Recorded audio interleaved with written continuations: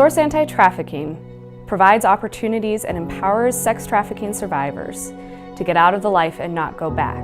Since the mid-1990s, we've worked with homeless youth and teens in prostitution.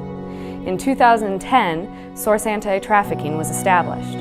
Since 2012, we've had over 35 women and children come through our restorative home. We've been active in outreach, worked alongside law enforcement, and had hundreds come through our seminars and trainings.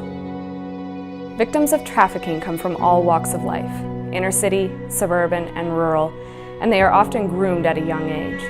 Their experience includes domestic abuse, addiction, homelessness, mental health, and sexual exploitation. These barriers make it difficult to leave the life. This past year, we have expanded and started doing weekly street outreach.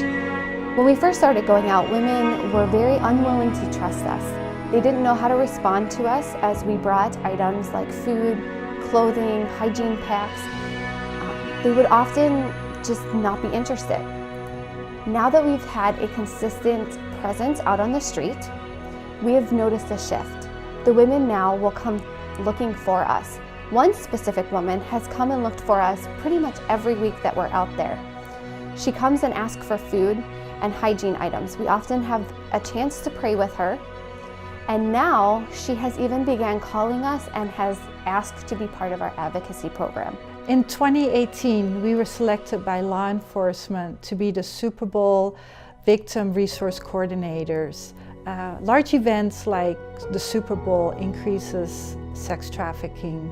One of the highlights of the Purple Light Project was running an emergency shelter at Hope Community Church, where victims who were recovered were brought in by law enforcement, by other service providers, where we had created a safe place for them to be, where there was a bed for them, there were hot meals available.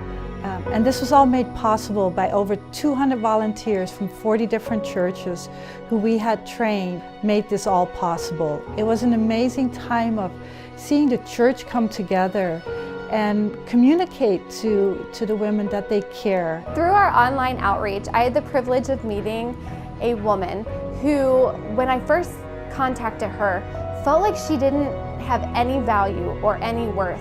She actually questioned why I would even talk to her to begin with. Through the conversation, we decided to meet. After meeting with her, I was able to connect her with our case manager, who was then able to help identify what her needs were and to help provide resources to get her professional clothing so that she could get a job. This woman has now been out of the life and is doing really well. It's been an incredible year as we've seen impact increase significantly. Major events like the Super Bowl increased trafficking both during the week of and going forward. Our goal with the Purple Light Project was for the Super Bowl and beyond. Being chosen as the Super Bowl Victim Resource Coordinator has allowed us to further relationships with local police, national law enforcement, and statewide service providers. These relationships are significant in the ongoing efforts of providing resources to survivors. One of our Purple Light goals was to increase our outreach efforts.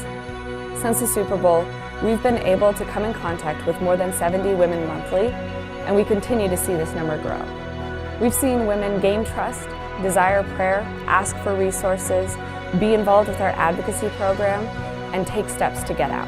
Recovery resources for survivors continue to be limited in ratio due to the sheer number of women caught in trafficking.